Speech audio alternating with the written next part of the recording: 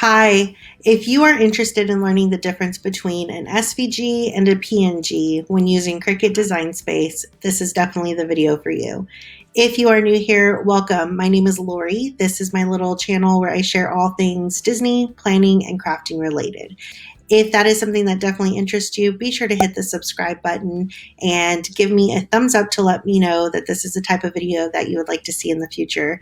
And if you are a returning subscriber, thank you so much for being here. I'm really glad to have you. And thanks for sending the comments because a couple of you have actually asked me to share the difference between an SVG and a PNG, and that's why I'm making this video. So I do read your comments and I try to reply to every single one of them. So if you have any specific questions about crafting, planning, Disney, Cricut machines, I am more than happy to answer those questions for you. So keep the questions coming. I am eager to make a video for you, and I'm going to show you exactly how I go from taking a image that I purchased from Etsy and uploading it into Cricut because I want you to see the difference between an SVG and a PNG and what impact that has when you upload it into the Cricut Design Space.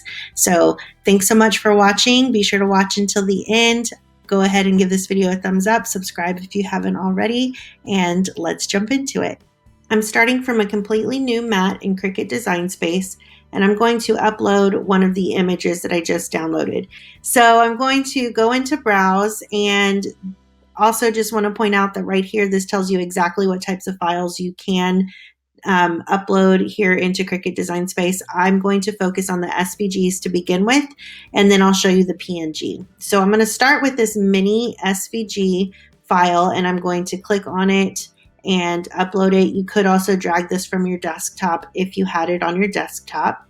I'm going to save this as mini pan dulce, and I'm going to hit save. Now this is the thing with the SVGs.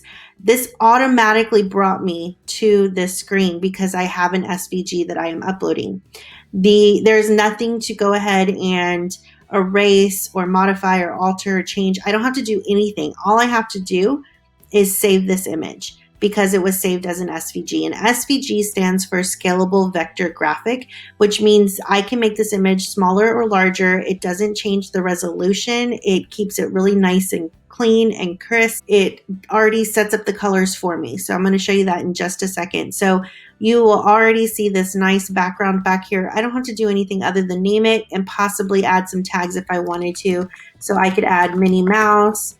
I could put pan dulce, and I'm going to go ahead and save that. And that's all I have to do with an SVG. It is so user-friendly. So when I want to upload it into my image, I'm going to click on it and hit insert. And I'm actually just going to make this a little bit smaller so you can see. With this image, I can make it larger and smaller, but here's what's really nice. These colors are already separated for me. So I actually can go in and make it smaller or larger, already grouped. And I know it's grouped because over here I can see the layers, and the only option right now is to ungroup these. So when I ungroup these, I could actually take each color and separate it out. So there's 3 different layers. With SVGs, your layers will already be separated and grouped, or you already have your layers, but they'll be grouped together to begin with. You can ungroup them and then regroup them if you'd like to. And that's just the really nice user-friendly way about SVGs. It's just a lot easier. Now, I'm saying it's a lot easier, and let me tell you why. Let me show you exactly why. If I wanted to come in here and I wanted to upload the PNG, let's see what it does. So I'm going to upload, and I'm going to go to that PNG of the exact same image that was saved as a PNG. And the PNG image brings me to this screen. Now I do have this nice little background, but notice that I have to select whether my image is a simple image. And when I click on simple, Design Space is going to show me what that would look like. I can click on moderately complex, take a look at what happens when I click on complex. Complex means that this is an image that has fine details. There's some colors that they might be blended together. There's not a real nice, clean, contrasting line between the colors. So these are the images that are a little bit more challenging to work with. And you can see that when I hit complex, the lines right here are not as clean. So I'm going to hit simple, because when I hit simple, it actually smooths it out a little. But let's take a look at what that actually means when I hit continue. So I hit continue and it brings me to this screen, and I'm going to zoom out because that's really big. And there are my 3 colors, and I have to, from this point, tell Cricut Design Space what colors I want to erase. This is a nice feature of Design Space. You can upload an image and erase and just get a silhouette that you want to keep. But if I were to go ahead and just cut from here, this is what I would get. I'm going to come down here to preview and click to see what I would get if I left it alone. This is what the machine would actually cut out. The machine would not cut out those 3 separate layers where I could layer on the colors. So if this was the silhouette that you wanted to cut out, you could easily do that, but that's not what I'm wanting. I'm actually wanting this nice, pretty bundle set image. So I'm going to go in and I'm going to tell Cricut that I want to erase some images. So over here, I can select and erase colors. Right here, I can actually erase with an eraser, and I can choose how big my eraser is going to be. It can be really big. As you see here, it gets bigger, or it can be really small and fine. The easiest way for this image is to select and erase. And I'm going to come in and I have to click on every single item that I want to erase. Now, if I were trying to make this image in the 3 different colors, I would have to go through this process 3 different times in order to have 3 different layers cut out. So I would have the dark brown, this cream color, and then the pink. I'd have to do this 3 times. This is time consuming, and I've already done this before, so it's a little tedious. And I actually made a mistake right here, but that's okay. I can undo and it'll bring that back. But because I've already done this before, I can tell you it is so much easier to do the SVG compared to the PNG. Now, if you can only get access to an image that is a PNG, that's okay. You could go through this process. It does take a little bit more time, but at least you'll have the file already saved. But if you have the option to use an SVG, I prefer that just because it takes less time and everything is already done for you. So here I am. I can see this is the image that would cut out. I'm going to hit continue. And I, from this point, have to decide, do I want this to be a print then cut image or a cut image? So print then cut just means I'm going to print on a printable material. You can print on paper, you can print on vinyl, and then you would cut it out. Or I'm just going to say this is a cut image. So I'm going to save it as a cut image. I select it, and I know it's selected because the green is backlit right here, and I'm going to hit save. And so this will save this in my folder for me. Now, as I told you before, I already did this process once, so that's why this image is right here to show that I've saved this before. So if I wanted to go in and then have just the cream color, I would hit upload image. I would go back and upload the exact same image. I'm going to hit open, hit simple, continue, and then I have to go through the exact same thing over again, except this time I'm going to select the pink because I don't want the pink, and I'm going to select the brown because I don't want the brown. Now here's where I want to show you something. Right here, just, looking at the image, it appears as if it's going to cut really nicely. When I go into preview, it shows me exactly how it's going to cut. I'm going to zoom in with my computer. Now look at these lines right here. Those were part of that bow that I thought I had actually deleted, but you can see that those lines are still there. Sometimes in other PNGs, there will be other lines. Right now, the bow lines are the ones that I need to be concerned about. And so I can go in and fix that by hitting the erase button, and I'm going to make it a little bit bigger, and I'm going to come in here and erase. But here's the thing, I got out of preview, so you can't see it as well. So you have to be very mindful of where those lines are. And I'm actually having to lean into my computer right now to see exactly where those are. Now, depending on how fast your computer is, this may be a little tedious. On the computer that I'm working on right now, it's a little bit faster. It's my laptop, but my desktop is definitely slower. When I'm in Design Space and I'm doing this on an image, I've noticed that it's really slow, and sometimes the lag between what I'm actually doing and what's showing up on the computer is a little irritating, because it sometimes it looks like I'm cutting out one section and then the computer's so slow it catches up, and then I realize that I cut out another section. So FYI, if that's happening to you, it may not be Design Space, it may be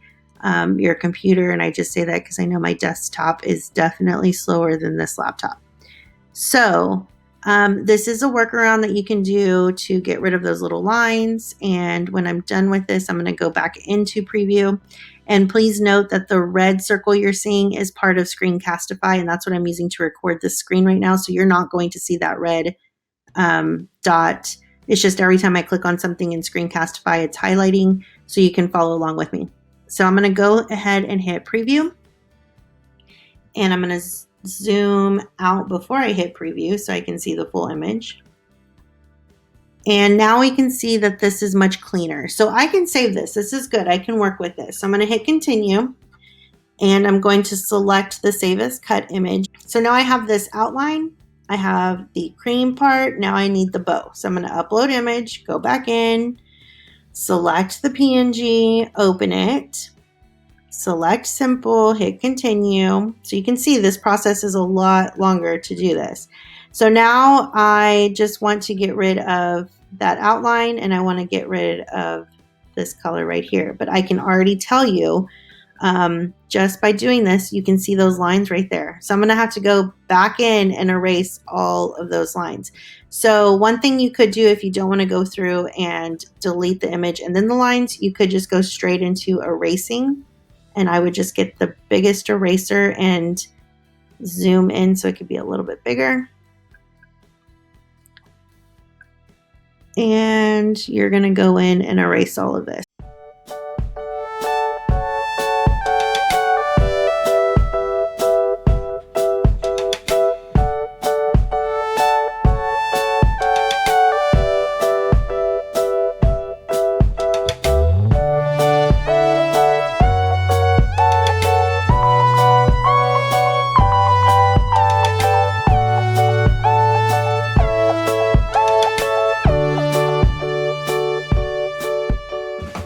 Okay, so I think that I got it all, but I'm going to hit preview because I want to make sure. And I'm actually going to zoom out first and then hit preview. Keep forgetting that. So I can see there's a couple of lines right here, and it looks like a couple dots right there. So I'm going to hide preview, and I'm going to go in and just make sure I erase over here. And I think it was up here. And I'm going to hit preview again.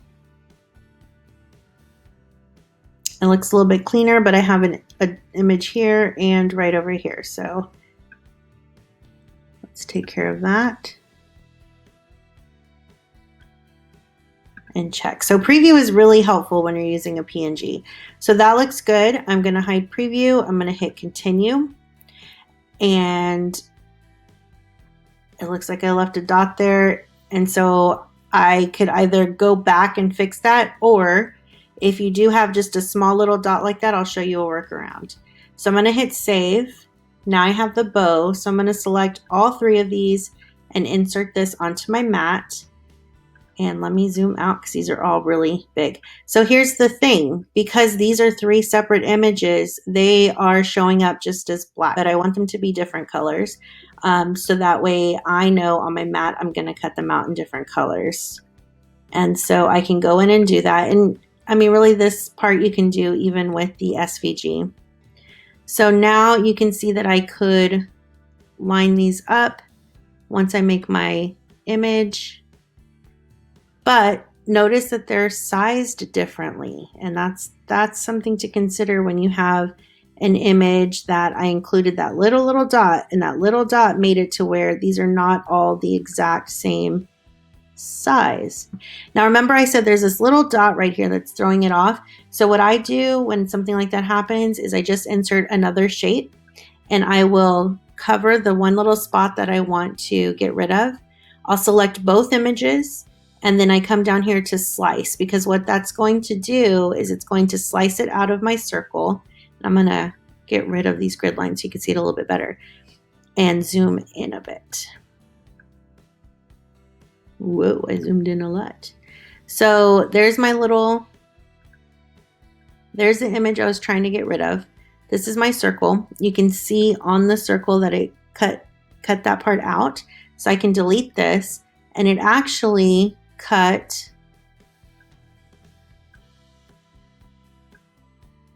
the black part from the circle. That's what this is right here. So I can select that, and it's so tiny it's hard to select. So I can select it and delete it. And it also removes the original part, again, which is so small it's hard to select.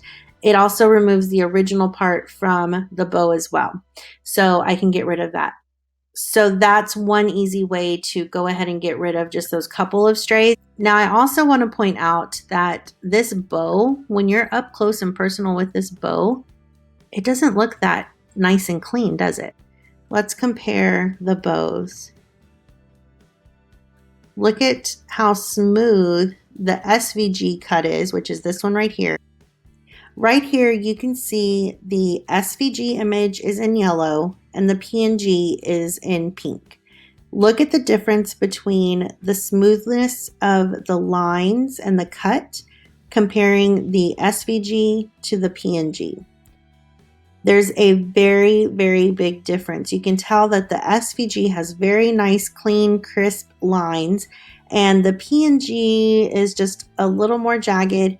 And that really comes into play once you start layering your images on top of whatever surface you're placing it on, whether it's a t-shirt or if you cut it out of fabric and you're lining up that to iron onto something, or if you cut it out of paper, you're definitely going to see a difference in the image once you start layering the items up.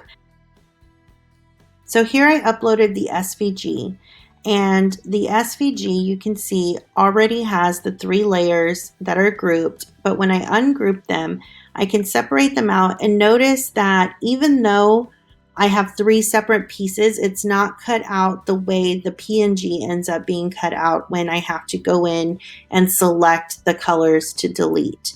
So this makes it a lot easier when you're layering, especially if you're doing something that involves heat transfer on fabric, because you don't want the fabric to be seen through the little gaps that you missed when you cut with the PNG.